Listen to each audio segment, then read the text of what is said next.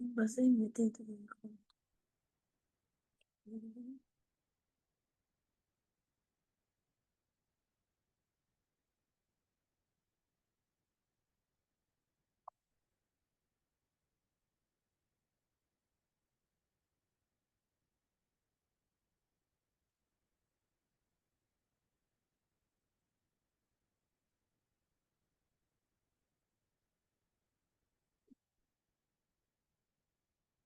Mute.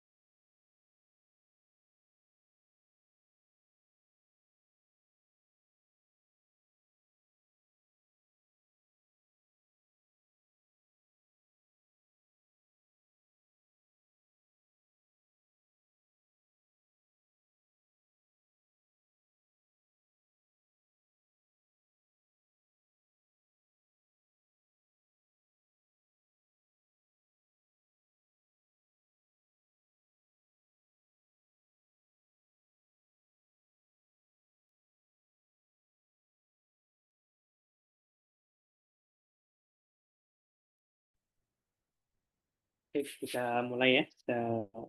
Bunda-bunda salihah yang dimuliakan Allah Subhanahu wa Ta'ala. Apakah suara kami sudah terdengar jelas di bunda-bunda salihah semuanya? Sudah, Ustadz. Pak Ustadz. Kedengeran suara. Oke, baik. Alhamdulillah.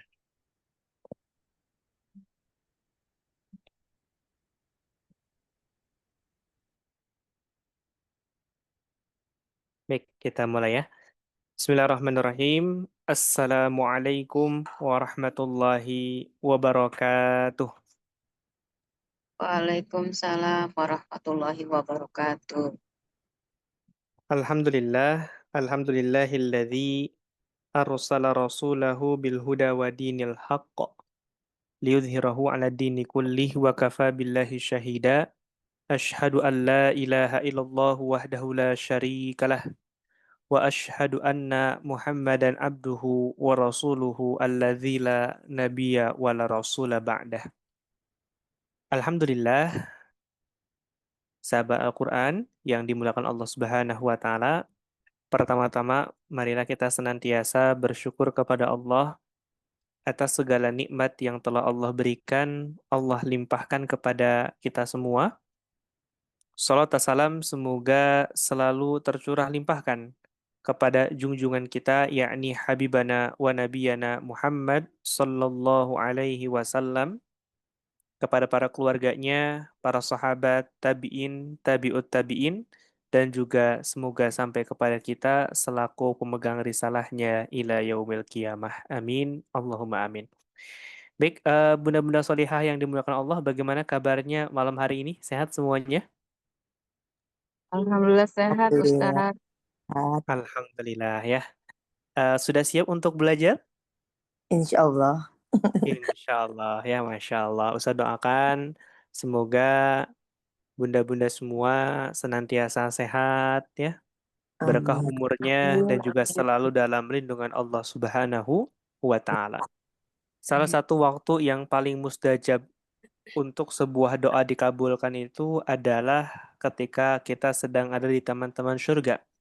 Ketika kita sedang ada di majelis ilmu, maka ketika kita sedang hadir di majelis ilmu, perbanyaklah kita berdoa kepada Allah, dan semoga Allah mengijabah setiap doa-doa yang kita panjatkan. Amin ya Allah ya Rabbal alamin.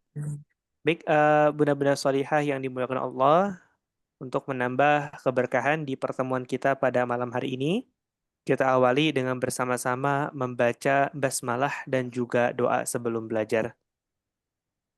Bismillahirrahmanirrahim. Alhamdulillahi rabbil alamin. Ar-Rahmanir-Rahim. Maliki yaumiddin. Iyyaka na'budu wa iyyaka nasta'in. Ihdinas siratal mustaqim.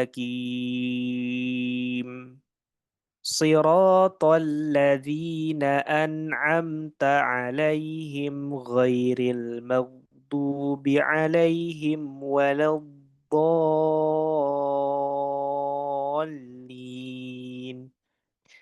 Rabbighfirli wa liwalidayya walil mu'minina amin. Rabbishrah li sadri wa yassir li amri wahlul 'uqdatam min lisani yafqahu qawli. Baik. Bismillah, bunda-bunda solihah yang dimuliakan Allah Subhanahu wa Ta'ala. Alhamdulillah, di pekan sebelumnya ya, kita sudah membahas surah Al-Fatihah ayat keempat dan juga ayat ketiga dan juga ayat yang keempat. Nah, sekarang kita lanjutkan membahas surah Al-Fatihah ayat kelima. Bismillahirrahmanirrahim. Iyyaka, hanya kepada engkaulah. Na'budu, kami menyembah. Wa iyyaka, dan hanya kepada engkaulah. Nasta'in, kami memohon pertolongan. Bunda-bunda salihah yang dimuliakan Allah Subhanahu wa Ta'ala, arti dari ayat kelima ini di dalam tafsirnya disebutkan nakhussoka bil ibadati min tauhid wa ghairihi. Kami beribadah hanya kepadamu seperti mengesahkan dan lain-lainnya. Nah, maka arti dari na'budu ya, menyembah itu adalah apa? kita tunduk patuh kepada apa yang kita sembah. Ya. Jadi arti dari penyembahan adalah ketika kita tunduk patuh kepada apa yang kita sembah. Maka ketika kita hari ini dan selamanya menyembah mengesahkan Allah Subhanahu wa taala, maka sudah menjadi kewajiban bagi kita untuk tunduk dan patuh terhadap seluruh aturannya. Sahabat Al-Quran yang dimuliakan Allah Subhanahu wa taala, wa iyyaka nasta'in, dan hanya kepada Engkaulah nasta'in, kami meminta pertolongan. Sahabat Al-Quran yang dimuliakan Allah Subhanahu wa taala, Ustadz ingin bertanya,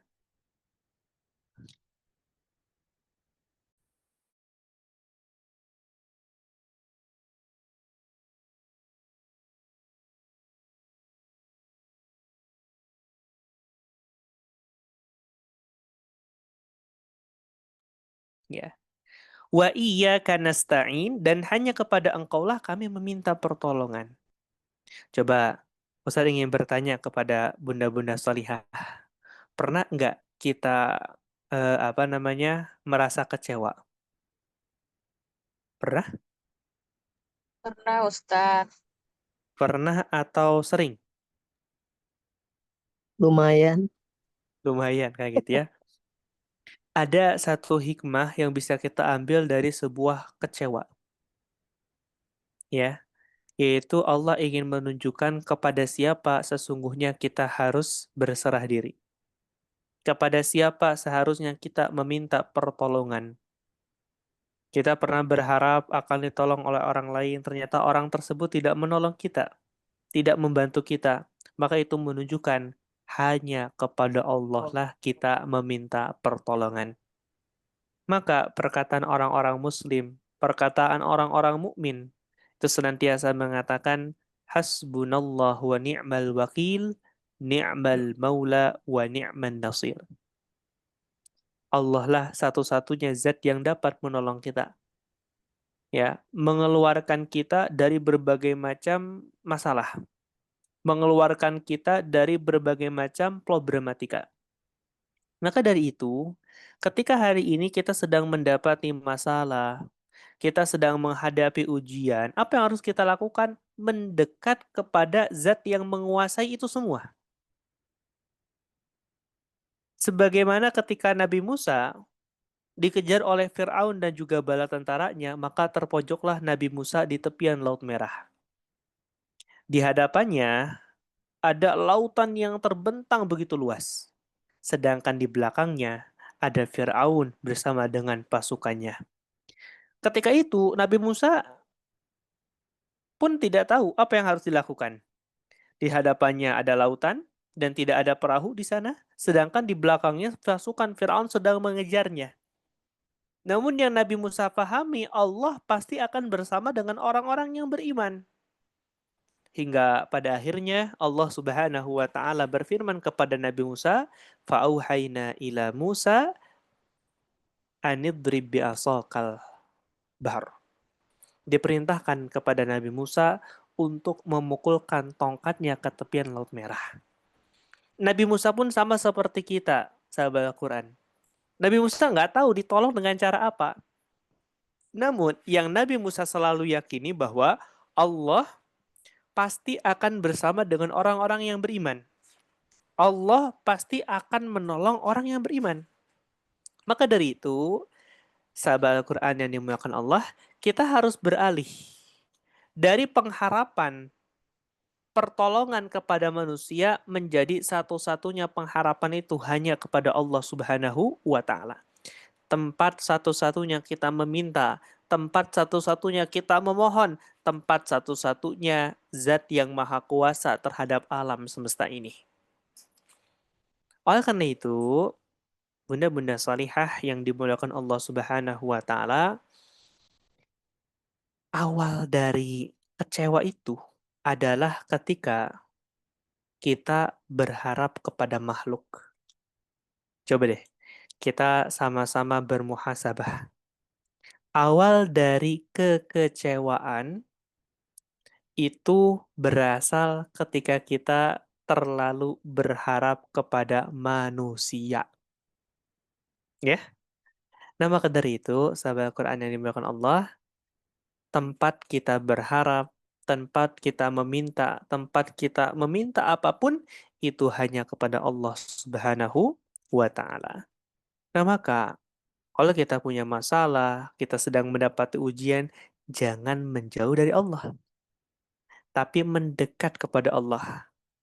Mendekat kepada sumber segala solusi. Mendekat kepada sumber segala kebaikan. Maka siapapun yang ketika sedang mendapati masalah, ketika sedang mendapati ujian, justru dia menjauh dari Allah, maka sungguh dia telah menjauh dari setiap solusi keberkahan yang Allah berikan. Benda-benda salihah yang dimuliakan Allah Subhanahu wa taala. Kemudian pada ayat yang ke-6, ihdinas siratal mustaqim. Ihdina, tunjukilah kami as-sirata, kepada jalan. Nah, kalau kita belajar bahasa Arab, benda-benda salihah, lafad sirata ya, itu tidak ada jamaknya. Kalau kita mempelajari bahasa Arab, jalan itu sebetulnya banyak bahasa Arabnya. Ada torik, ada sabil, ya. Akan tetapi pada Quran surah Al-Fatihah ayat ke-6 ini, Allah Subhanahu wa taala menunjukkan kepada kalimat sirat yang artinya tidak ada jamaknya atau tidak ada duanya. Nah, maka kalau kita memperhatikan dari gaya bahasanya, ini sirat menunjukkan the only way. Coba saya ingin bertanya, apa artinya the only way, bunda-bunda salihah?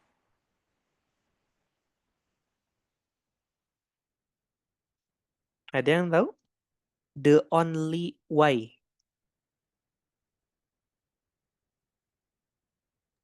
Satu-satunya jalan, Ustadz, Itu. hanya kepada Allah. Satu-satunya jalan, kayak gitu ya. Untuk kemana? Untuk memastikan kita ke surga. Hanya kepada Ya, Allah. hanyalah datang kepada Allah Subhanahu wa taala. Maka kita meminta kepada Allah, ihdina, tunjukilah kami. Karena sebenarnya begini, ayah bunda yang dimaksud Allah, kita itu sampai kapanpun tidak dapat betul-betul memastikan mana yang baik dan buruk bagi kita. Ya, yang paling tahu mana yang terbaik dan terburuk bagi kita itu hanyalah Zat yang telah menciptakan kita, yakni Allah Subhanahu wa taala. Coba bunda-bunda salihah, salah satu yang terdapat di dalam box ketika kita membeli handphone, ketika kita membeli iPhone, ketika kita membeli Android ya, salah satu hal yang pasti ada di dalam kotak tersebut adalah manual book. Coba saya ingin bertanya, kira-kira manual book itu tujuannya untuk apa? Memberitahu cara pemakaiannya, Ustadz. Memberitahu cara pemakainya. Siapa yang membuat manual book? Manusia yang tahu tentang itu, pembuatnya. Kenapa harus pembuatnya? Karena dia yang tahu seluk-beluknya, bagaimana cara kita Ah, mengoperasikan. itu poinnya. Pembuat saja, dia pasti tahu apa kelebihan dan juga kelemahan dari barang yang ia buat. Setuju? Setuju. Nah, maka, gitu ya, Allah pun demikian. Sebetulnya, nggak ada yang disebut dengan takdir buruk. Yang ada, kita saja yang menganggapnya buruk. Sebagai contoh gini, pernah nggak sih kita berpikir, bunda-bunda salihah, ketika Allah memberikan kita satu musibah, itu merupakan salah satu cara Allah untuk mencegah kita dari musibah yang lebih besar. Contoh, di beberapa puluh tahun yang lalu ketika terjadi tabrakan pesawat Sukhoi menabrak Gunung Salak. Yang mana banyak di antara penumpangnya itu yang tiba-tiba berhalangan. Ada yang tiba-tiba ada acara, ada yang tiba-tiba terjebak macet hingga pada akhirnya ditinggalkan oleh pesawat Sukhoi tersebut. Awalnya, bagi orang-orang yang ketinggalan, mungkin mereka berpikir, gitu ya. Mereka berpikir ini musibah banget. Di penerbangan bergengsi pesawat Sukhoi untuk pertama kalinya, mereka sudah diundang sebagai tamu kehormatan, namun ternyata pada akhirnya mereka gagal untuk menaiki pesawat Sukhoi. Mereka pasti menyesal, merasa marah, kesal, dan lain sebagainya. Akan tetapi, ya, beberapa waktu kemudian dikabarkan pesawat Sukhoi menabrak gunung. Hmm. Maka yang mereka bisa lakukan itu hanyalah bersyukur kepada Allah Subhanahu wa Ta'ala. Maka begini, yang tahu mana yang terbaik dan buruk itu hanyalah Allah. Kenapa? Allah lah zat yang telah menciptakan kita, maka Allah pula zat yang paling tahu mana yang baik dan buruk bagi kita. Betul. Ya, itulah mengapa ketika kita misalkan berdoa kepada Allah terhadap sesuatu, kemudian Allah kabulkan dengan sesuatu yang lain. Tandanya apa? Allah tahu mana yang terbaik. Ustaz ingin sampaikan seperti ini, sahabat Al-Quran. Allah itu memberikan kepada kita sesuatu yang kita butuhkan, bukan sesuatu yang kita inginkan. Ya, satu kali lagi, Allah itu memberi kepada kita sesuatu yang kita butuhkan, bukan sesuatu yang kita inginkan. Karena sekali lagi, Allah lah zat yang paling tahu mana yang baik dan buruk bagi hambanya. Maka bagi kita semua yang mungkin seringkali merasa tidak senang terhadap takdir Allah, tidak ridho terhadap takdir Allah. Begini, andaikan Allah Subhanahu wa Ta'ala membuka tabir di hadapan manusia. Andaikan Allah Subhanahu wa Ta'ala mengangkat penghalang pemandangan mata manusia. Contohnya gini, manusia itu dapat melihat mana yang salah, mana yang benar, mana yang baik dan mana yang buruk. Maka andaikan manusia dapat melihat itu semua, sahabat Al-Quran, setiap orang pasti ya akan menerima setiap takdir yang Allah tetapkan baginya. Kenapa? Karena mereka akan sadar bahwa yang terbaik itu hanyalah pilihan dari Allah Subhanahu wa Ta'ala. Sahabat Al-Quran yang dimuliakan Allah Subhanahu wa Ta'ala, al-mustaqim, jalan yang lurus. Jalannya siapa? Jalannya para nabi-nabi terdahulu. Ya. Jadi ihdinas siratal mustaqim, tunjukilah kami jalan yang lurus, yaitu jalan nabi dan rasul-rasul terdahulu. Coba Ustaz ingin bertanya sahabat Al-Quran, kenapa di sini menggunakan lafadz mustaqim? Ada yang tahu? Yang artinya jalan yang lurus?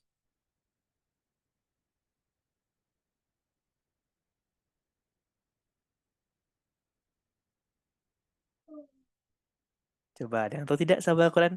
Kenapa menggunakan lafadz mustaqim? Salah satu alasannya, mustaqim itu jalan. Ya. Kenapa memintanya jalan yang lurus? Bukan ya Allah tunjukilah kami jalan ke surga. Karena begini, surga itu adalah hasil.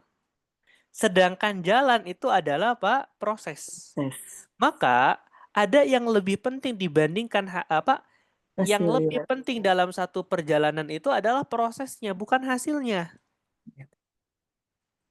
Makanya sebetulnya sistem pendidikan hari ini tuh banyak kelirunya. Yang mana mereka lebih mementingkan hasil dibandingkan proses. Makanya nggak masalah mereka bisa ranking 1 walaupun melihat kunci jawaban. Ada kecurangan di dalamnya, nggak masalah bagi mereka. Kenapa? Yang paling mereka inginkan hanyalah hasilnya. Hasil. Padahal, bunda-bunda solihah yang dimuliakan Allah, Allah itu melihat ikhtiar yang kita lakukan, bukan hasil yang kita capai. Yang Allah ingin lihat dari kita itu adalah ikhtiar kita dalam misalkan memperbaiki bacaan Quran kita. Yang Allah ingin lihat dari kita itu adalah ikhtiar bagaimana kita menutup aurat secara sempurna. Yang Allah ingin lihat dari kita itu adalah bagaimana kita senantiasa bersyukur terhadap nikmat yang telah Allah berikan kepada kita semua. Maka begini, sahabat Al-Quran yang dimuliakan Allah. Rasulullah Shallallahu Alaihi Wasallam itu ketika sebelum perang sebelum perang Ahzab, ya, sebelum perang Khandaq, Rasulullah itu memotong batu yang begitu besar. Kemudian ketika memotong batu tersebut, Rasulullah menyampaikan kelak dari ufuk timur sampai ufuk barat akan tunduk di dalam naungan Islam. Pertanyaannya, itu sudah terjadi atau belum? Coba, itu sudah terjadi atau belum, sahabat Al-Quran? Dari ufuk timur sampai ke ufuk barat tunduk kepada Islam. Udah terjadi atau belum? Belum. Ya. Berarti kalau sudah belum berhasil, Rasulullah gagal atau tidak, sahabat Al-Quran?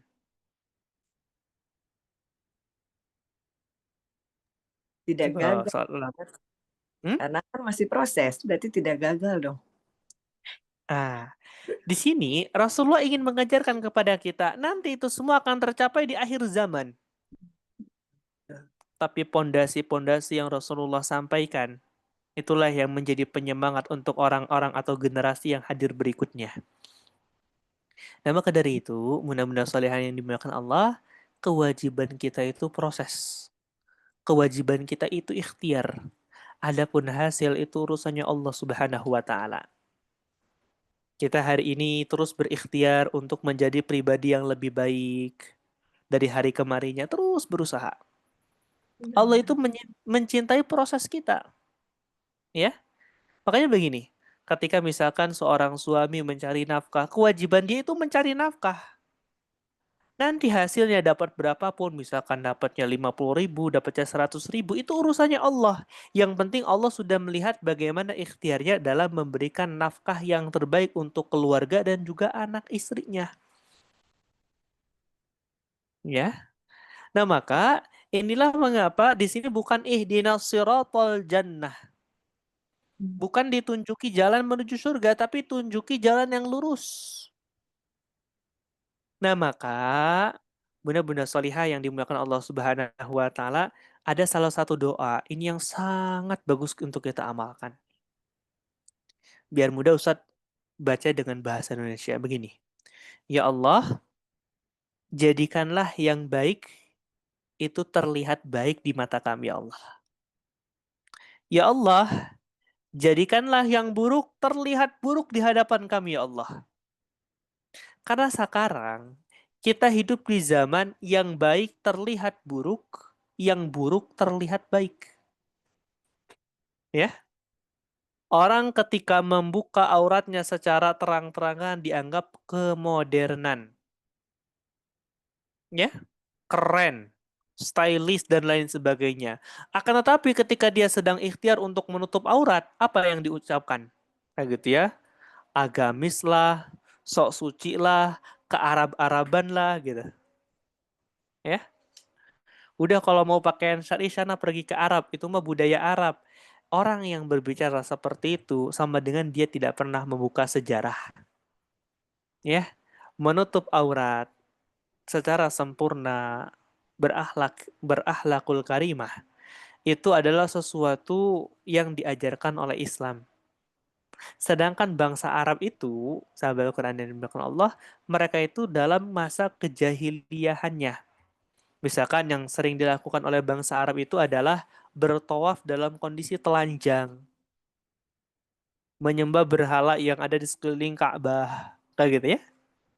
Nah, maka dari itu, sahabat Al-Quran yang dimuliakan Allah Subhanahu wa taala ya, kita senantiasa meminta kepada Allah yang benar agar terlihat benar, yang salah agar tetap terlihat salah.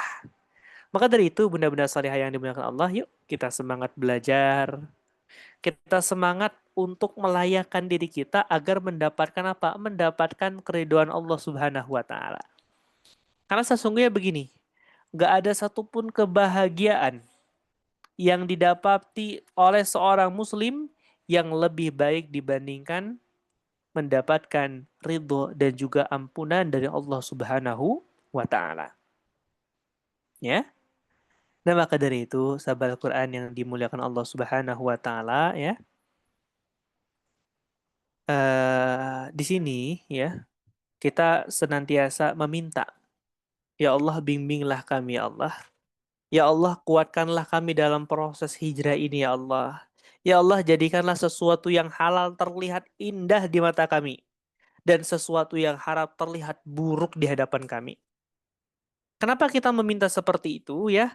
Karena setan itu senantiasa menggoda manusia dengan tipu daya yang dahsyat, dengan tipu daya yang muslihat, ya, penuh dengan tipu daya, kelicikan dan sebagainya. Makanya dalam Al-Qur'an tuh banyak sekali ayat, salah satu yang dilakukan oleh apa namanya tuh iblis dan juga bala tentaranya, ya. Salah satu yang dilakukan oleh iblis dan juga bala tentaranya itu adalah apa? Adalah menjadikan setiap kemaksiatan itu terlihat indah di hadapan pelakunya. Ya, usah ulang lagi. Salah satu hal yang dilakukan oleh iblis untuk menggoda seorang hamba, maka dia menjadikan sesuatu yang haram itu terlihat indah di hadapan matanya, sedangkan sesuatu yang halal itu terlihat buruk dan jelek di hadapan matanya. Ya. Nah, maka dari itu, sahabat Al-Quran yang dimuliakan Allah, apa yang dapat menjamin kita agar tetap melihat yang baik tetaplah baik, yang buruk tetaplah buruk? Hanya satu cara.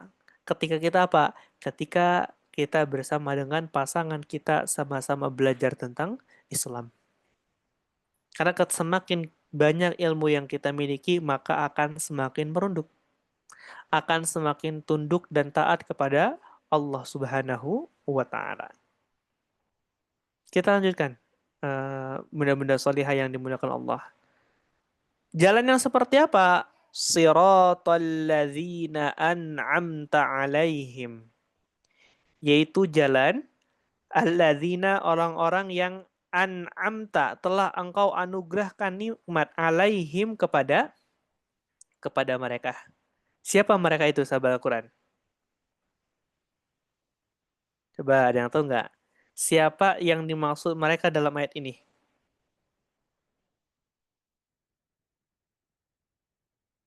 Orang-orang Ada beriman, Ustaz. orang-orang yang beriman, para nabi dan juga para rasul. Ya. Ihdina tunjukilah kami jalan al-mustaqim, jalan yang lurus. Kayak gitu ya. Siratal ladzi yaitu jalan alladzi orang-orang an'amta alaihim telah engkau anugerahkan nikmat kepada mereka. Siapa mereka gitu ya? Nikmat seperti apa? Nah, yang dimaksud nikmat di sini adalah dua. Yang pertama petunjuk, yang kedua adalah hidayah dari Allah Subhanahu wa taala. Ustadz, kenapa gitu ya? Kenapa petunjuk itu dikatakan sebagai apa? Dikatakan sebagai anugerah nikmat yang besar dari Allah Subhanahu wa taala.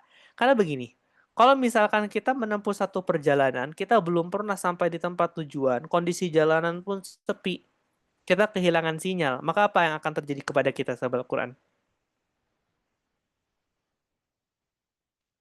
Ya, coba sahabat Al-Quran yang dimaksud Allah Subhanahu wa taala.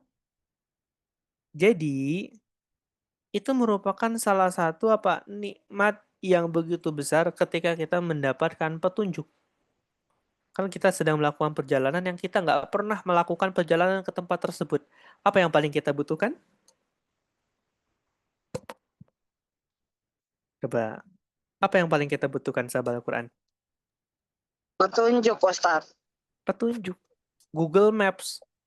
Andai kan kita nggak punya Google Maps kayak gitu ya, kita akan mutar di tempat yang sama. Bahkan naasnya kita bisa kita akan berjalan dengan jauh dari garis yang telah ditetapkan sebelumnya. Nah, maka dari itu, sahabat Al-Quran yang dimuliakan Allah Subhanahu wa taala, kita senantiasa meminta, ya, meminta kepada Allah Subhanahu wa taala, ya, atas segala nikmat yang telah Allah anugerahkan. Salah satu nikmat yang harus kita sadari ya, benda-benda solihah dimudahkan langkahnya hadir di majelis ilmu, ya, dimudahkan langkahnya dalam kebaikan, dimudahkan langkahnya di dalam ibadah, dimudahkan urusan perkuliahannya, kayak gitu ya. bagi anak-anak kita gitu ya. Dimudahkan mencari nafkahnya bagi suami kita, dimudahkan dalam mendidik anaknya sebagai orang tua gitu ya, dimudahkan anak-anaknya dalam memahami pelajaran-pelajaran di sekolah kayak gitu ya. Maka itu menunjukkan apa? Anugerah.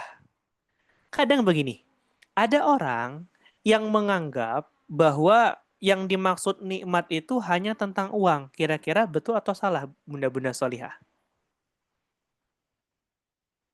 Menganggap nikmat itu hanya sesuatu yang bernilai uang. Kira-kira betul atau Salah.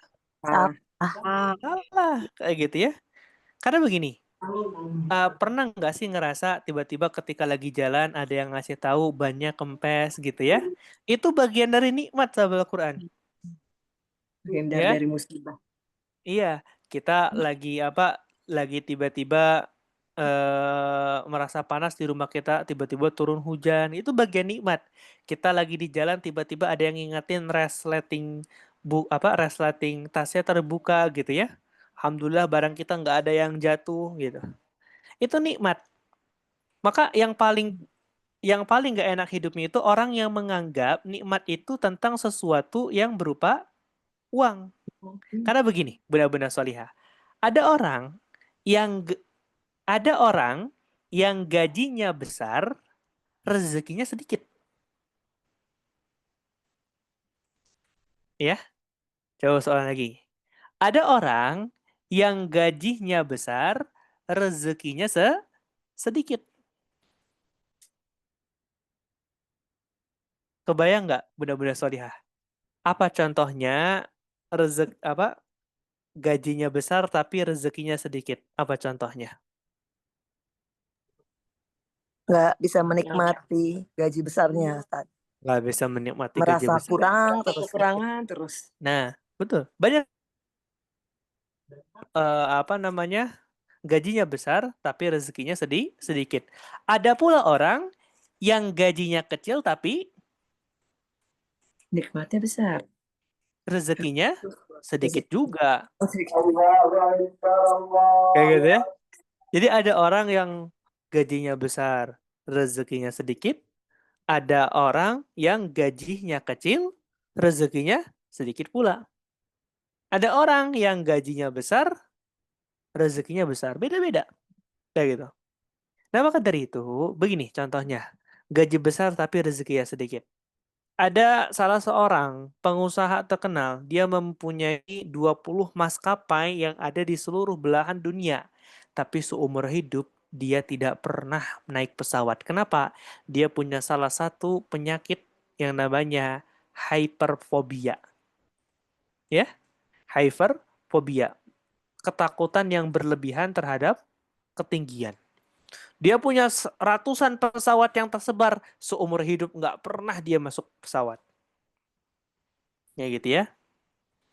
Dia punya harta banyak. Dia bisa membeli apapun yang dia inginkan. Mau makan apapun setiap harinya bisa dia beli. Mau buah apapun setiap harinya bisa dia beli. Tapi ternyata apa? Allah datangkan penyakit kepadanya. Makan yang asin-asin, kata dokter, hati-hati Pak, darah tingginya. Makan yang kacang-kacang, kata dokter, hati-hati Pak, asam uratnya.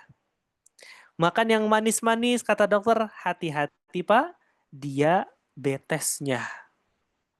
Coba bunda-bunda solihah, kita masih bisa nggak makan kacang? Masih ya. Kita masih bisa nggak makan sayuran yang hijau-hijau, kangkung, bayam, bisa atau tidak? Bisa ya. Nah maka itu merupakan salah satu anugerah nikmat yang besar. Ya, maka sudah sepatutnya bagi seorang muslim ketika dia mensyukuri terhadap segala nikmat yang telah Allah berikan, segala nikmat yang telah Allah titipkan kepada kita semua. Kita menjaga amanah tersebut. Kita menjaga amanah nikmat tersebut. Salah satu menjaga itu nggak sekedar kita mengucapkan alhamdulillah, ya. Tapi salah satu bentuk dari rasa syukur ketika diberikan nikmat itu adalah apa? Dengan kita, ya, dengan kita senantiasa bersyukur kepada Allah dengan cara menjadikan setiap nikmat yang Allah titipkan kepada kita sebagai jalan untuk mencari keriduan Allah Subhanahu wa taala. Makanya yang selalu dikatakan oleh orang-orang mukmin itu, ya Allah, gitu ya, apapun yang terjadi dalam kehidupanku, selagi itu membuatku semakin dekat kepadamu ya Allah, aku ikhlas ya Allah. Aku ridho ya Allah. Karena aku sebagai seorang hamba sangat memahami bahwa diriku ini bersifat terbatas. Sedangkan engkau zat yang mengetahui segala sesuatu yang goib.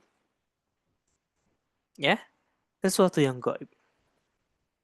Dan maka dari itu, sahabat Al-Quran yang dimuliakan Allah, yuk menjadi seorang hamba yang senantiasa bersyukur kepada Allah. Menjadi seorang hamba yang taat dan tunduk kepada Allah Subhanahu wa taala.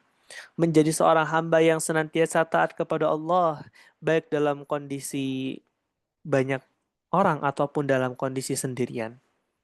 Dan maka dari itu, sahabat Al-Quran yang dimuliakan Allah Subhanahu wa taala gitu ya, kita harus selalu ingat ya bahwa di balik setiap ujian Allah pun memberikan satu jadi dalam setiap ujian terdapat apa? Terdapat hikmah yang dapat kita pelajari dan itulah yang semakin menjadikan kita dekat kepada Allah Subhanahu wa taala. Ghairil maghdubi, bukan jalan al-maghdubi, mereka yang dimurkai. Siapa mereka yang dimurkai? Sahabat Al-Quran yang dimuliakan Allah, ya.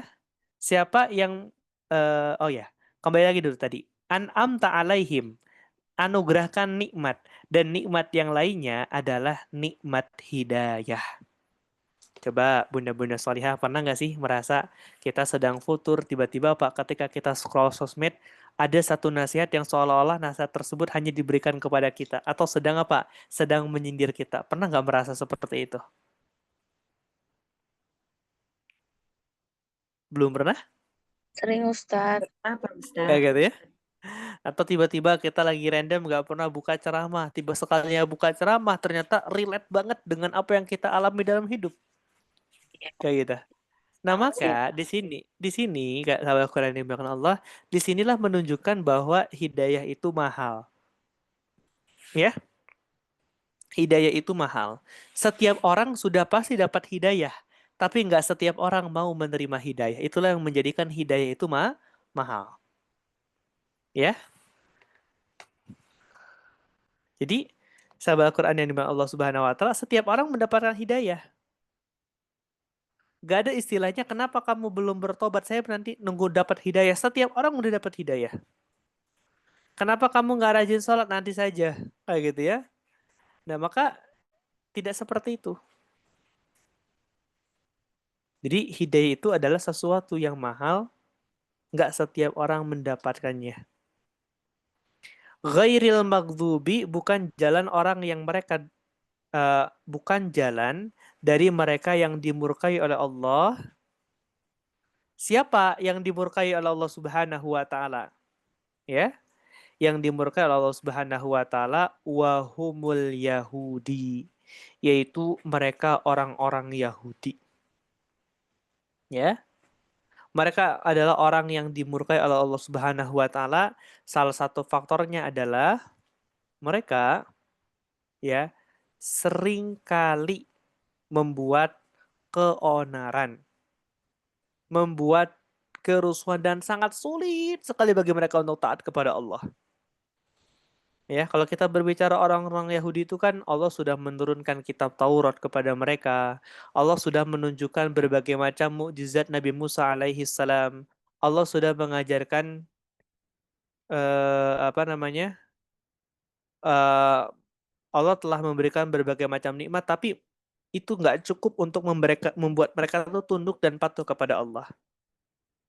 Bahkan ketika Nabi Musa itu baru selesai menenggelamkan Firaun bersama dengan bala tentaranya, apa yang dilakukan oleh orang-orang Yahudi? Yang dilakukan oleh orang-orang Yahudi itu justru mereka menuduh Musa memiliki penyakit kulit. Karena ketika Musa itu mandi, selalu memisahkan diri dari kelompok-kelompok yang lain. Sehingga mereka beranggapan Nabi Musa itu memiliki satu penyakit yang dahsyat di kelaminnya. Sehingga membuat mereka gitu ya, memiliki anggapan buruk seperti itu. Coba bayangkan, sudah ditolong oleh Nabi Musa dan Allah, sudah diberikan jalan keluar terhadap segala persoalannya kayak gitu ya, akan tetapi tidak menjadikan kita semakin taat kepada Allah, maka mungkin hanya ada satu kata bagi orang-orang yang seperti itu adalah keterlaluan.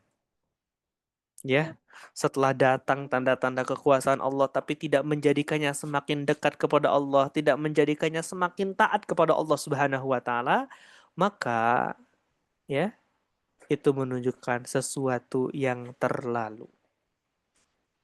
Ya. Ghairil maghdubi, bukan pula jalan mereka yang dimurkai. Ya. Dimurkai alaihim, kepada mereka, waladhdallin, dan bukan pula jalan mereka yang sesat. Apa kesimpulannya di ayat ke-7 ini ya? Jadi kita tidak meminta jalan yang serupa dengan jalan orang-orang Yahudi maupun dengan orang-orang Nasrani. Ya. Dari orang-orang Yahudi gitu ya, kita meminta pertolongan kepada Allah bahwa mereka itu adalah kaum yang dilaknat oleh Allah dan dimurkai oleh Allah. Sedangkan pada orang-orang Nasrani, merekalah yang telah sesat dengan mengikuti pendapat para pendeta-pendeta mereka terdahulu.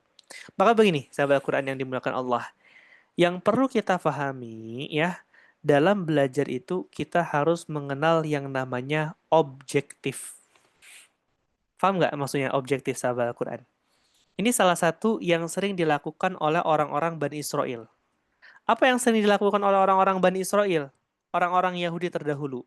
Ketika mereka, gitu ya, ketika mereka itu senantiasa sulit untuk tunduk kepada Allah karena kesombongan mereka. Ya. Nah, oleh karena itu, sahabat Al-Quran yang dimakan Allah, jangan sampai sifat dari orang-orang ya, sikap jadi begini, jangan sampai sahabat Al-Quran yang dicinta Allah, jangan sampai kita itu mengikuti langkah-langkah yang dilakukan oleh orang-orang Yahudi dan orang-orang Nasrani. Ya, karena tentu siapapun yang mati dalam kondisi jahiliyah, maka dia mati dalam kondisi apa? Jadi siapapun yang mati dalam kondisi jahiliyah, jauh dari jalan yang Allah rahmati, jauh dari jalan yang Allah tetapkan, maka matinya adalah mitatan jahiliyatan. Kematiannya adalah kematian jahiliyah. Ya. Maka dari itu, sahabat Al-Quran yang dimuliakan Allah Subhanahu wa Ta'ala, gitu ya. Waladhdallin, dan bukan pula orang-orang yang sesat, bukan pula mereka yang sesat. Siapa mereka yang sesat? Orang-orang Nasrani. Nah, sekali lagi tadi kembali kepada objektif, ya. Jadi, kita dalam memandang sesuatu tuh harus objektif. Nah, ini ingin saya sampaikan. Salah satu kebiasaan orang-orang Yahudi dan juga orang-orang Nasrani itu menganggap para pendeta-pendeta mereka itu adalah orang-orang yang maksum. Sahabat Al-Quran tahu nggak artinya maksum itu apa?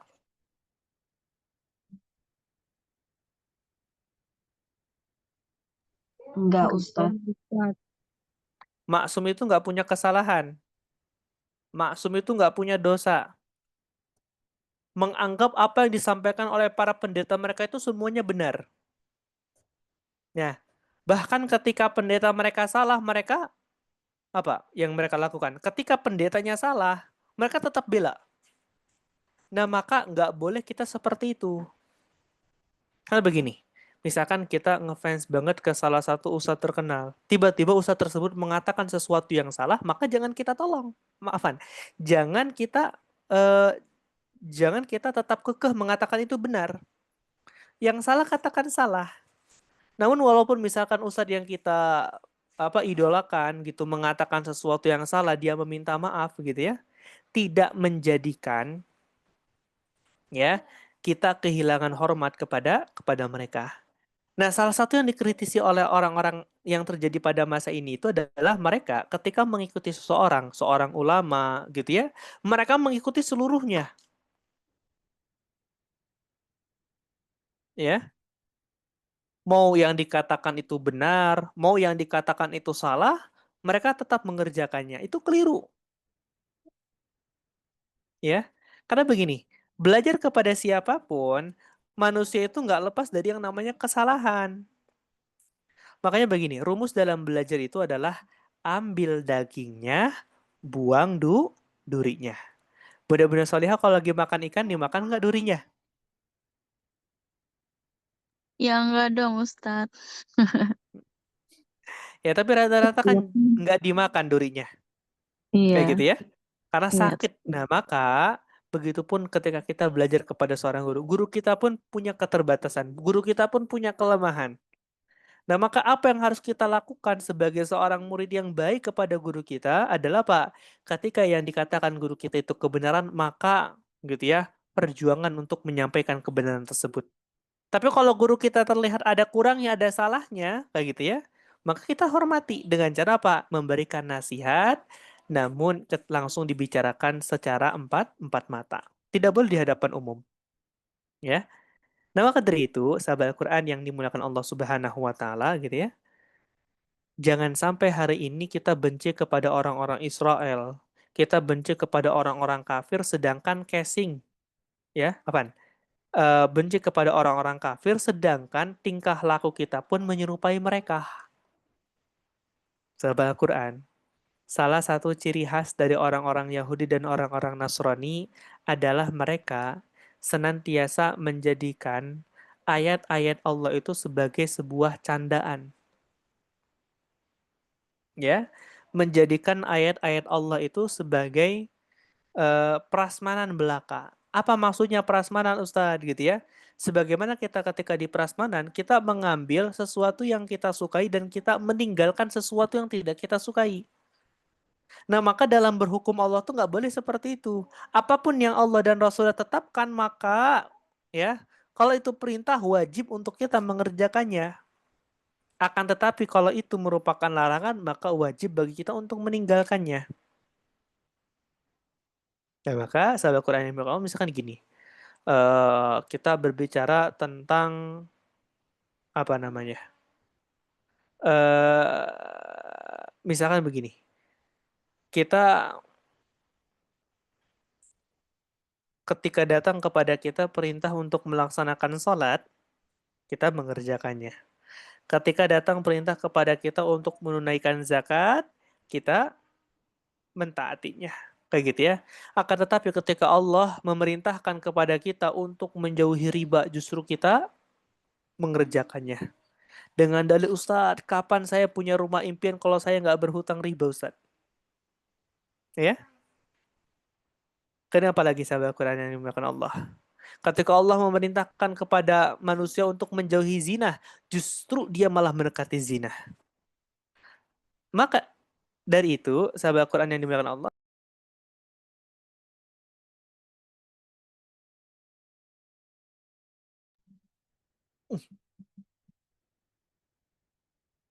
gak boleh adek, jatuh nantinya adek.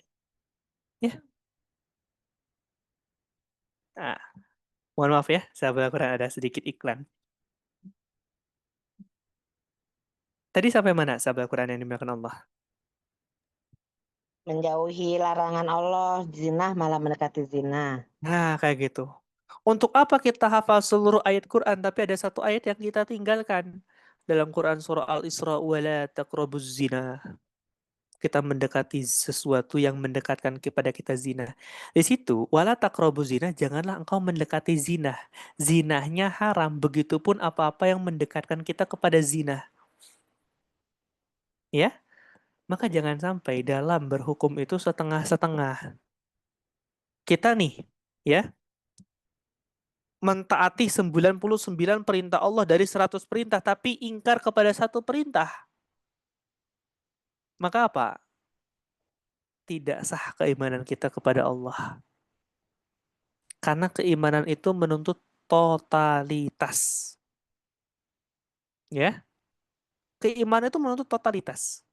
Ketika kita tunduk dan patuh kepada seluruh perintah Allah tanpa menjadikan perintah tersebut sebagai suatu prasmanan yang bisa kita pilih seenaknya, yang bisa kita tinggalkan seenaknya. Kita hari ini gitu ya menghina Israel laknatullah. Kita menghina Bani Israel yang masih hidup hari ini. Tapi banyak di antara kaum muslimin yang justru mengikuti langkah-langkah mereka. Ya, maka dari itu sahabat Al-Quran yang dibilang Allah ya, terakhir, jangan pernah kita sempitkan makna ibadah itu hanya sekedar tentang ibadah mahdhoh. Misalkan sholat, zakat, menunaikan haji gitu ya. Ibadah itu jangan dipersempit maknanya hanya sekedar itu. Ketika kita menjadi seorang suami gitu ya, memberikan yang terbaik untuk istrinya, itu ibadah. Ketika seorang istri melayani dengan baik suaminya, itu juga ibadah. Ya, ketika kita gitu ya menolong orang lain, itu juga ibadah. Ketika kita mengajarkan kebaikan, itu juga ibadah. Ya, nah maka dari itu jangan pernah kita sempitkan makna ibadah itu hanya sekedar sholat, zakat, puasa dan lain sebagainya. Maka di dalam kitab tafsir Imam Ibnu Katsir itu mengatakan seperti ini. Al-ibadatu hiya. Ibadah itu adalah ta'atullah, taat kepada Allah. Wa hudu'ulahu, tunduk kepadanya. Wattizamu ma syara'ahu minad din, dan berpegang teguh terhadap apa yang telah disyariatkan di dalam agamanya. Itu ibadah, ya. Jangan dipilah-pilah, kerjakan seluruhnya. Ketika Allah memerintahkannya maka kerjakan, ketika Allah melarangnya maka tinggalkan. Karena itulah satu-satunya yang dapat menjamin kita untuk masuk ke dalam surganya Allah Subhanahu wa taala. Ya. Sahabat Al-Quran yang dimuliakan Allah Subhanahu wa taala, maka dari itu ya, jadilah seorang hamba yang senantiasa tunduk kepada Allah, patuh kepada Allah. Usah tapi berat, usah tapi sulit.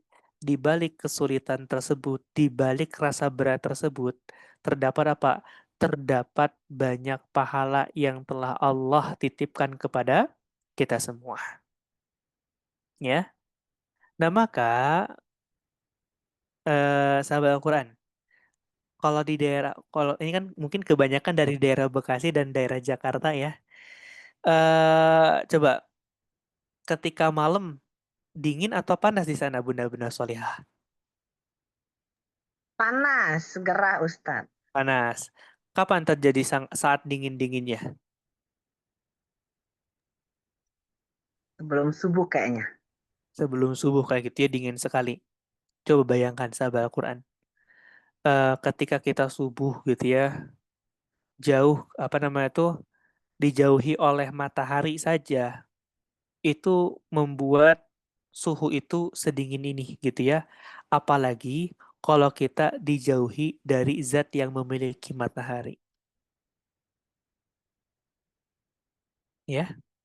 Nah, maka dari itu, sahabat Al-Quran yang dimuliakan Allah, bukan Allah yang membutuhkan kita, tapi kitalah yang membutuhkan Allah.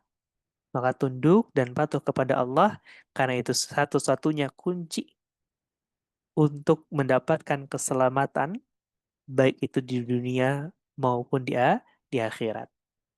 Benar-benar solihah yang dimuliakan Allah Subhanahu wa taala, maka coba kita tadaburi. Kita senantiasa ingat, bayangkan gitu ya, ayat-ayat yang kita baca maknanya apa yang terkandung di dalamnya gitu ya. Karena dengan kita memahaminya akan menjadikan setiap bacaan kita itu terasa nikmat. Akan menjadikan setiap bacaan kita itu terasa mendalam ya, masuk ke dalam hati. Kenapa hari ini ketika kita membaca Quran tidak terasa nikmat? Karena kita hanya mengucapkan itu di lisan tanpa memahami di dalam hati kita. Maka semoga dengan kita belajar setiap hari Selasa ini menjadikan kita semakin paham, ya, semakin paham apa makna di balik setiap ayat yang Allah turunkan. Dengan itulah yang menuntun kita untuk semakin takwa kepada Allah Subhanahu wa taala. Wallahu a'lam bishawab. Baik, benar-benar saya yang dimuliakan Allah. Untuk pertemuan pekan depan, Ibu Uci melanjutkan ayat Al-Baqarah yang sudah kita bahas atau kita ulang dari ayat pertama, Ibu?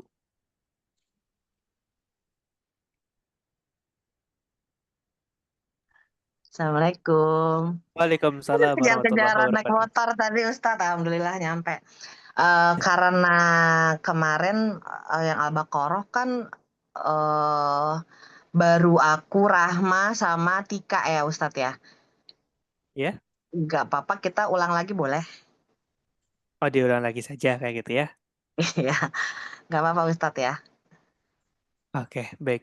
Gak Nanti apa-apa, gak insya Allah apa-apa. sih, Nanti, setiap kali habis apa namanya tadabur, aku bikin ininya deh kayak summary-nya kayak biasa. Jadi kalaupun nanti ada member atau apa jemaah yang baru, dia bisa ngikutin sebelum-sebelumnya. Kan kita juga ada rekaman ya Ustadz, udah mulai rekaman kan yang untuk yang ya, sekarang ya. Jadi nanti kalau seandainya ada yang baru, mereka bisa lihatnya nanti di rekaman ulangnya di YouTube gitu. Jadi kita siap, sepakat ulang aja deh biar enak. siap, insya Gitu, Allah, Ibu. Ustaz. Alhamdulillah. Baik, Jangan selanjutnya capek Ustaz. aja Ustadznya. Apa? Jangan capek aja Ustadznya. Oh, enggak. Enggak. Mau lanjut, boleh. Ngulang lagi juga boleh. Bahkan Ustadz itu kadang seringkali mengulang satu buku itu 2 sampai 3 kali. Untuk apa? Untuk betul-betul memahaminya, memurojaahnya seperti itu. Baik, silakan Bunda-Bunda Solihah. Barangkali ada yang mau ditanyakan. Hmm, apa? Silakan, Ibu Nur Amalia.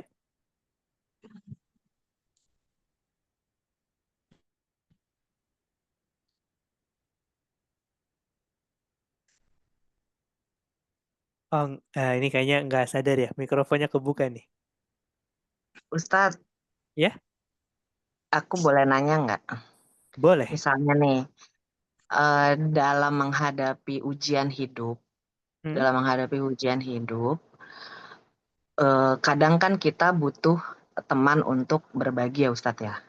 Ya, Nah, kadang kita juga nggak tahu nih apakah teman itu tuh tepat memberikan apa orang yang tepat untuk kita tanyakan pendapat atau mereka tidak tepat gitu kan. Nah, kadang mungkin kita apa ketemu sama orang yang nggak tepat gitu loh Ustadz. Orang yang nggak tepat. Nah, untuk kita menjaga diri kita dari hal-hal yang ini lebih mau nanya tentang amalan sih.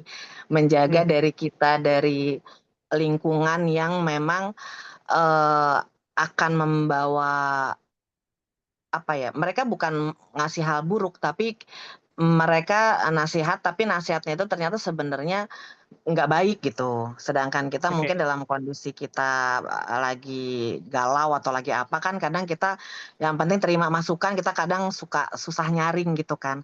Nah itu Oke. kira-kira apa sih Ustadz amalan apa dan kira-kira itu bagusnya tuh kapan setiap kali kita lakuin?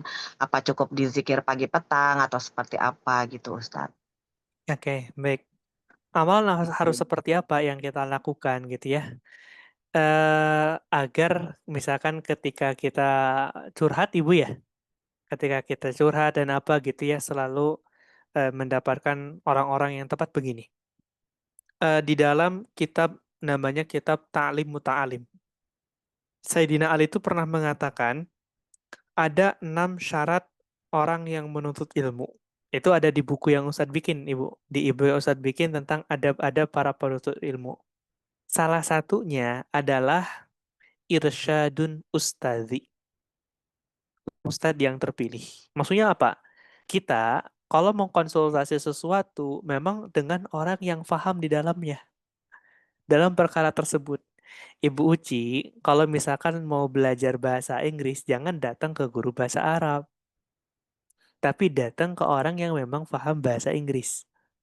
Kita mau belajar Quran, jangan datang kepada orang yang nggak paham Quran.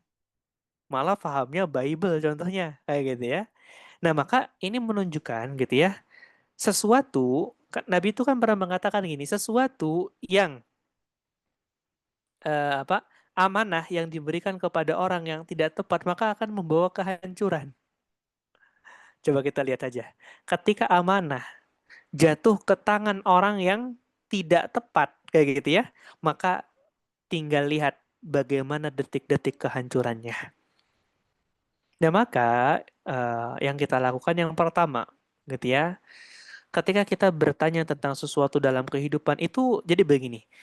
Ustaz ingin bertanya dulu Ibu Uci. Al-Quran itu ilmu dunia atau ilmu akhirat?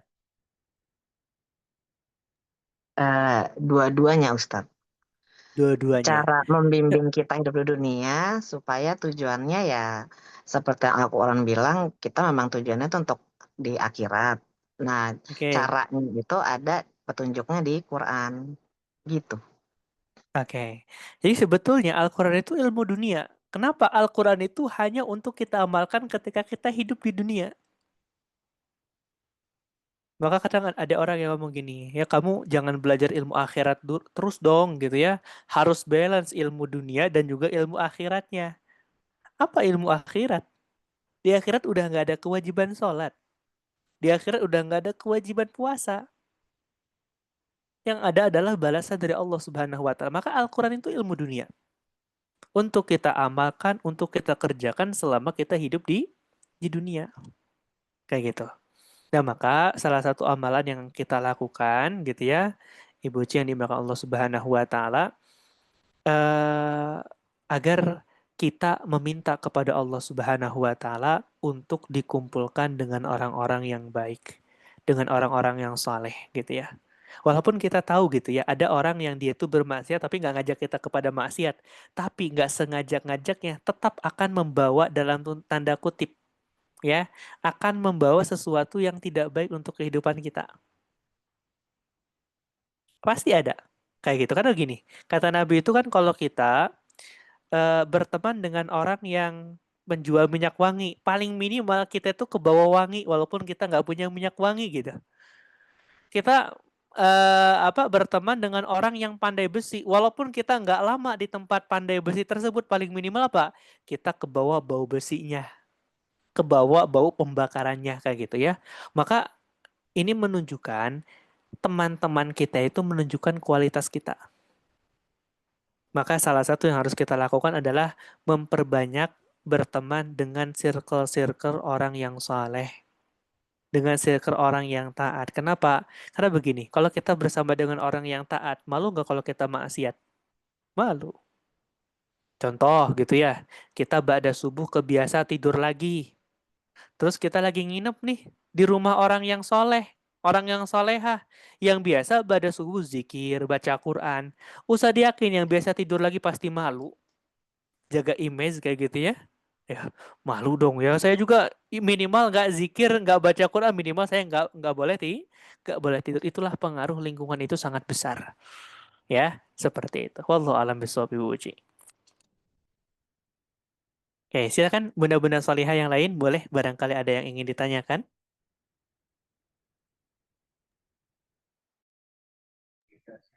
Assalamualaikum Nama Ustadz. Waalaikumsalam warahmatullahi wabarakatuh. Silakan Ibu Andini. Iya, mau tanya Ustadz. Saat sholat itu kan kita diharapkan bisa khusyuk gitu ya Ustadz. Cuma kan Ya, memang namanya ibu-ibu gitu, kadang saat sholat nggak yang 100% khusyuk gitu. Nah, oke. aku pernah dengar katanya minimal kalaupun emang nggak bisa khusyuk banget gitu ya, minimal tuh ada 3 waktu kita harus khusyuk gitu. Takbiratul Iqram pas Allahu Akbar, terus yang kedua itu saat membaca Al-Fatihah di yang ayat kelima ya Ustadz, yang iya karena dua iya karena stain itu Ustadz. Nah, aku mau tanya sih, info itu bener nggak sih Ustadz? Dan kebetulan kan tadi kita udah Ustadz udah ngasih tahu lah ya arti-artinya dari ayat 5 sampai 7 gitu. Jadi mau nanya itu bener nggak sih Ustadz? Apa kita minimal harus tahu maknanya, mendalami makna Al-Fatihah nih kalau nggak bisa dari ayat 1 gitu ya Ustadz. Apa minimal yang 5 ini harus emang kita pahamin banget, kita masukin banget gitu sih Ustadz. Oke, baik. Pertama begini, orang yang sholat tidak khusyuk, dia tetap mendapatkan pahala dan sah sholatnya. Ya, karena kadang khusyuk itu butuh proses. Ada orang yang baru istiqomah sholat tahajud 1 bulan, dia pengen segera mendapatkan kehusyuan. Dulu ada ulama salafus shalih, dia baru merasakan nikmatnya sholat malam setelah 7 tahun tidak berhenti sholat malam. Kayak gitu. Ibu Uci setelah berapa bulan ngafalin Quran udah merasakan nikmatnya atau masih merasakan bebannya, Ibu? Alhamdulillah nikmat kalau ayatnya pendek Ustaz. Kalau panjang Kayak, belibet Ustaz. kayak gitu. Jadi nikmat itu sesuatu yang memang butuh proses. Kayak misalkan gini, kita pertama kali baca buku nggak terbiasa, nggak bakal nikmat. Tapi harus kita paksakan. Ya, nanti setelah terbiasa, ketika kita menganggap bahwa membaca itu memang adalah suatu kebutuhan, maka tanpa disuruh, tanpa diminta, kita dengan sukarela melaksanakan baca buku tersebut. Nah, maka begini, sholat tanpa hadirnya khusyuk tetap mendapatkan pahala, namun pahalanya berbeda dengan orang yang khusyuk di dalam sholatnya. Adakah ilmu tadi yang menyampaikan paling minimal ketika takbir? Sebetulnya paling minimal itu dalam kondisi apapun kita khusyuk. Ya, terus kita bangun. Kan gini, Ustadz seringkali sampaikan seperti ini sahabat Al-Quran. Pernah nggak kita ngelihat anak-anak lagi main game, dipanggil-panggil nggak nyahut-nyahut? Hmm? Nggak, apa namanya tuh, nggak merespon-respon. Pernah nggak kita lihat? Bukan pernah, kayaknya sering kayak gitu ya. Kira-kira kenapa ada anak yang seperti itu? Kenapa bisa khusyuk dengan gamenya? Karena dia paham kan apa yang dia lakukan di game tersebut, bagaimana cara memainkannya, bagaimana cara mengoperasikannya kayak gitu. Nah, maka kita pun harus demikian. Kalau kita ingin merasa khusyuk di dalam sholat gitu ya, kita gitu harus memahami gitu ya, apa dibalik setiap gerakan, apa dibalik setiap bacaan. Contoh, ketika kita sujud, kita itu sujud itu kan menempelkan kening kita ke tanah, menempelkan kening kita ke bawah yang bahkan sejajar dengan kaki itu untuk menunjukkan apa? Mengingatkan kepada manusia, kamu itu diciptakan dari tanah, lantas apa yang mau engkau sombongkan? Kayak gitu ya. Semahal-mahalnya tanah, walaupun tanah SCBD gitu ya, tetap aja tempatnya di bawah, diinjek gitu. Ada nggak Ibu tanah SCBD tapi di atas, di loteng? Ini mah jangan diinjak Ustadz. Kenapa? Tanah mahal di SCBD. Enggak. Tetap diinjak. Kayak gitu. Maka itu menunjukkan bahwa ketika kita mengucapkan Subhana Rabbiyal A'la, hanya Allah lah yang zat yang maha tinggi, bahwa tidak ada zat yang lebih tinggi dibandingkan Allah Subhanahu wa Ta'ala. Ya, kita menundukkan, dan ketika kita menyadari bahwa posisi sujud itu adalah posisi yang paling dekat kita dengan Allah, maka kita akan senantiasa melamakan sujud kita tersebut. Jujur deh bunda-bunda salihah. Coba Ustadz mau tanya, Ibu Andini hobinya apa? Hobinya apa ya? Sekarang lagi nonton drakor lagi Ustadz. Nah, nonton drakor kayak gitu ya. Kira-kira kalau lagi nonton drakor, seneng nggak lama-lama? Senang kalau ceritanya menarik Ustadz. Senang banget, apalagi ceritanya menarik gitu ya. Cemilannya banyak kayak gitu ya. Di ruangannya ada AC, oh enak full pokoknya Ustadz kayak gitu ya. Nah, maka kayak gitu. eh Ketika kita sesungguhnya, tadi kita suka drakor, kita seneng banget ngikutin ceritanya. Kalau kita misalkan ngikutin drama Koreanya udah di pertengahan, kita pasti nonton dari episode pertamanya. Biar nyambung, kita tahu siapa nama pemainnya. Nah, seharusnya ketika kita sholat pun, kalau kita memang betul-betul sungguh cinta kepada Allah, pasti kita lama-lama di dalam sholat kita. Coba ingat lagi bunda-bunda solihah ketika dulu mungkin sebelum menikah gitu ya, masih pacaran sama sekarang yang menjadi suaminya gitu ya. Kan kayaknya itu senang banget gitu ya ketika sedang berdua seolah-olah dunia milik berdua yang lain numpang gitu ya. Nikmat, pengen bertemu kayak gitu ya. Kalau misalkan lama nggak ketemu, nggak ada kabar itu saling merindukan gitu ya. Kita seperti itu nggak kepada Allah. Kan harusnya orang beriman tuh kayak gini. Baru sholat subuh, ya Allah, kapan ya zuhur ya? Kok kayaknya lama banget ya? Padahal aku ingin bertemu denganmu ya Allah. Gitu. Baru sholat zuhur, ya Allah, kapan asar ya? Coba yang biasa terucap di lisan kita apa? Ya Allah, baru aja zuhur udah asar. Ya Allah, baru aja asar udah maghrib. Katanya cinta kepada Allah. Allah panggil untuk bertemu, padahal cuma 5 kali sehari, kayak gitu ya. Masih saja kita malas untuk bertemu dengan Allah. Kira-kira itu cinta yang nyata atau cinta yang bullshit? Kayak gitu ya. Cinta yang hanya di lisan tapi bertentangan dengan apa yang dilakukan. Makanya begini, ciri-ciri orang yang soleh itu adalah dia nggak mencukupkan di ibadah wajib. Kenapa? Ya Allah, kalau aku hanya bertemu denganmu 5 kali dalam satu hari kurang, maka dia menambahnya dengan ibadah-ibadah sunnah kayak gitu. Kalau kita kan Ustadz minimal yang wajib dulu lah gitu. Kayak gitu ya. Nah, tapi itu semua butuh proses. Betul. Minimal sekarang yang wajib sudah istiqomah, lanjutkan ke yang sunnah. Nanti yang sunnahnya nggak, jangan semua dulu. Kalau yang semua dulu, semua qobliyah, semua sholat qobliyah ba'diyah dikerjakan, sholat duhanya 11 rakaat, tahajudnya 11 rakaat. Ustadz yakin gitu ya, paling cuma 1-2 hari ngelakuin kayak gitu. Besoknya apa? Males, dikit-dikit. Udah kita konsisten sholat istiqomahnya, tidak ada yang tertinggal di awal waktu gitu ya. Kita tambahkan satu saja qobliyah subuh.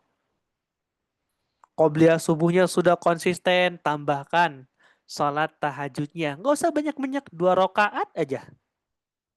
Ih, Ustadz kok gampang banget ya sholat tahajud 2 rakaat? Tambah atuh, sholat witirnya 1 rakaat. Terus tingkatkan lagi sampai nanti gitu ya Ibu Andin itu. Ya Allah, kok saya sholat tahajud 11 rakaat nggak kerasa ya? Padahal sholat dari jam 1 sampai jam 3 gitu. Oh, ternyata sholatnya dalam dalam mimpi kayak gitu. Nah, maka dari itu, sahabat Al-Quran dan Allah itu semua butuh proses. Butuh proses, dan cinta itu kan membutuhkan apa? Membutuhkan proses. Coba Bunda-Bunda Solihah, pernah nggak ketemu orang di samping jalan tiba-tiba cinta? Saya mah cinta banget gitu ya. Nggak pernah kan? Pasti dari mungkin gini, kalau di tempat kerja gitu ya, kita dulu ketemu sama suami kita, ketemu sama istri kita gitu ya, awalnya bareng gitu ya, terus ngeliat ada interaksi, saling suka kayak gitu ya, akhirnya apa? Menikah kayak gitu. Butuh proses seperti itu, ya. Allahu a'lam bishawab.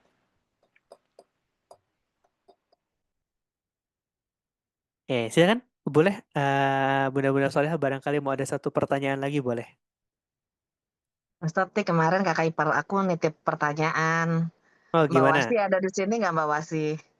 Mbak Wasi nggak apa-apa nanya sama Ustadz aja Mbak Wasi.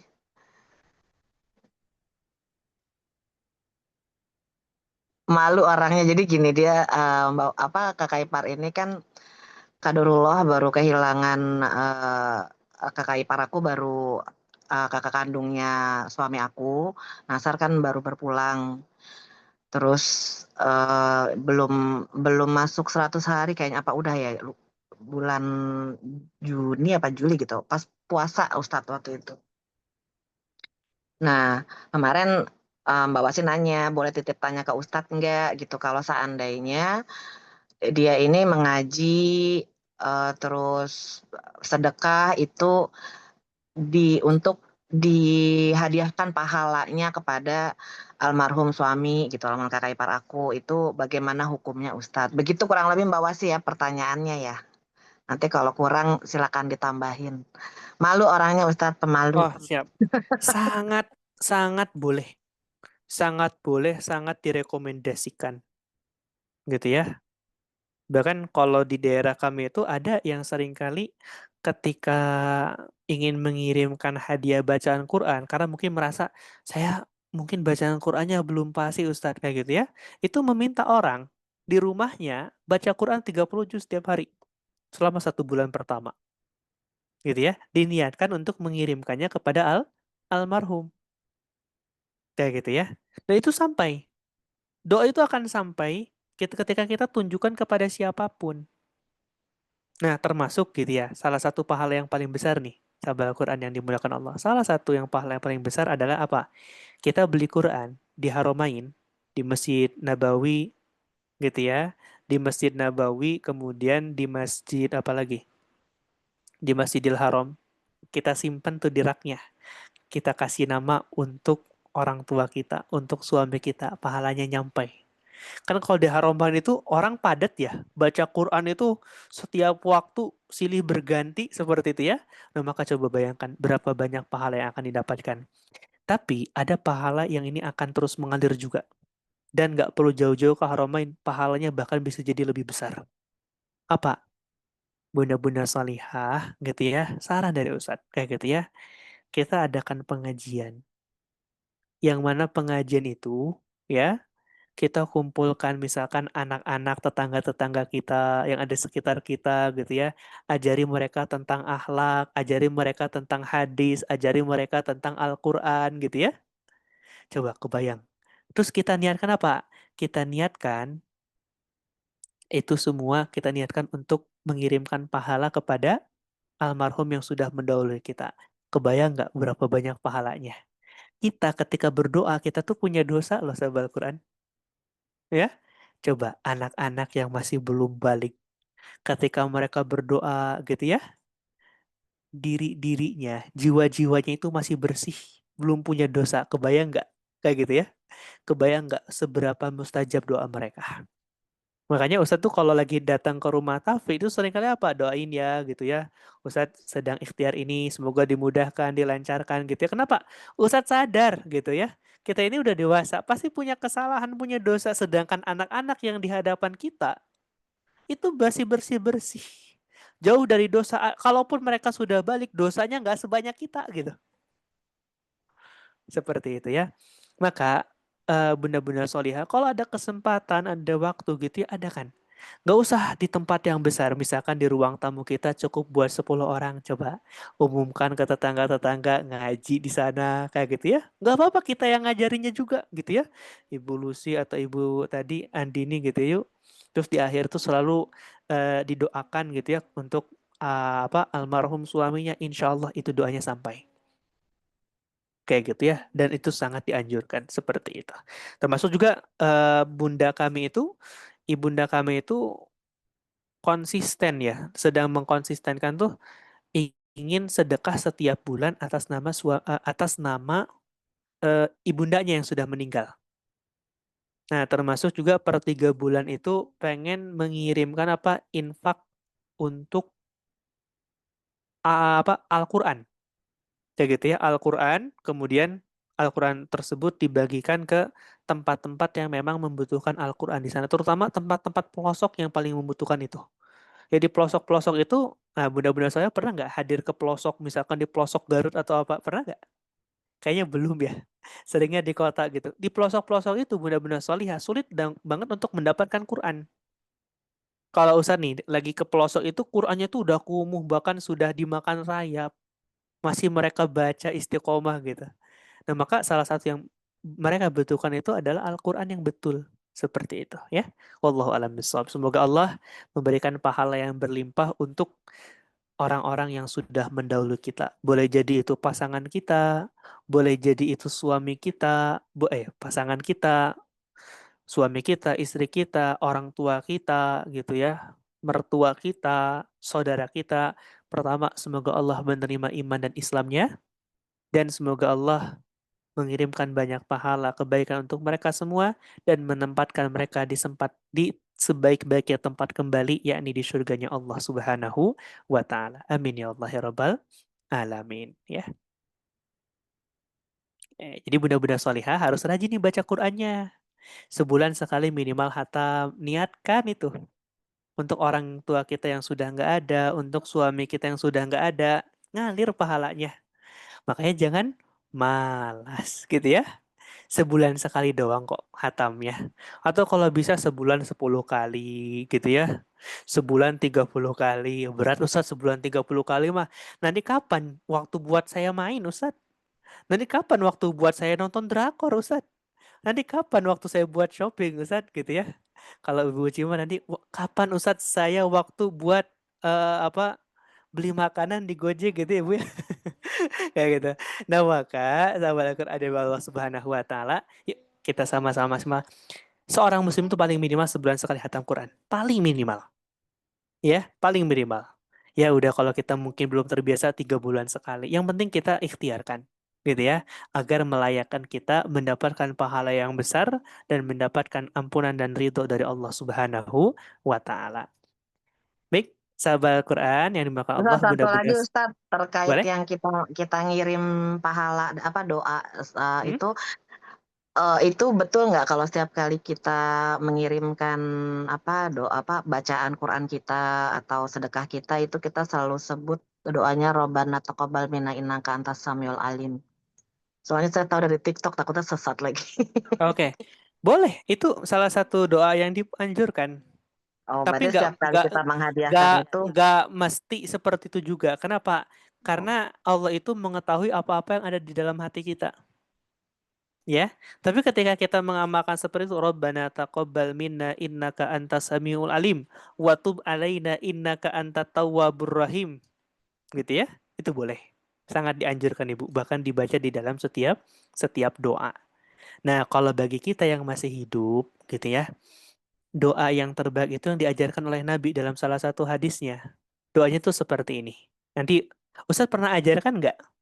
Sikir Ustadz pernah ajarkan. Kayak gitu ya. Nanti Ustadz kirimkan lah di WA. Jadi doanya gini, dalam hadis Nabi itu, ya Allah, kalau kehidupanku lebih baik dibandingkan matiku, maka hidupkanlah aku. Ya Allah, jika matiku lebih baik dibandingkan hidupku, maka matikanlah aku. Kayak gitu ya. Karena ada masanya mungkin mati lebih baik dibandingkan hidup. Semakin kita banyak hidup, semakin banyak dosanya gitu ya. Maka kematian yang terbaik bagi kita ketika itu.